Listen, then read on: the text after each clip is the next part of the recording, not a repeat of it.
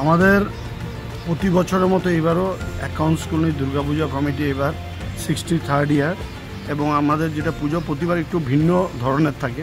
আগেরবারও একটা থিমের পুজো হয়েছিল, এবারও এটা থিমের পুজোর সঙ্গে মহাকালেশ্বর একটা শিব মন্দির, তার উপরে লাইটিংটা হবে এআই লাইটিং।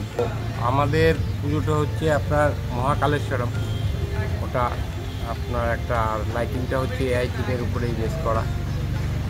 এই নিয়ে পূজা, তো আপনাদের চ্যানেলের মাধ্যমে সবাইকে অনুরোধ করব যে সবাই আসুক বা আনন্দের সাথে পূজাটা উপভোগ করুক। এই জন্যে আমাদের প্রতিদিন সকাল বিকাল আমরা ওখানে প্রদীপ জ্বালিয়ে ওনাকে স্মরণ করব।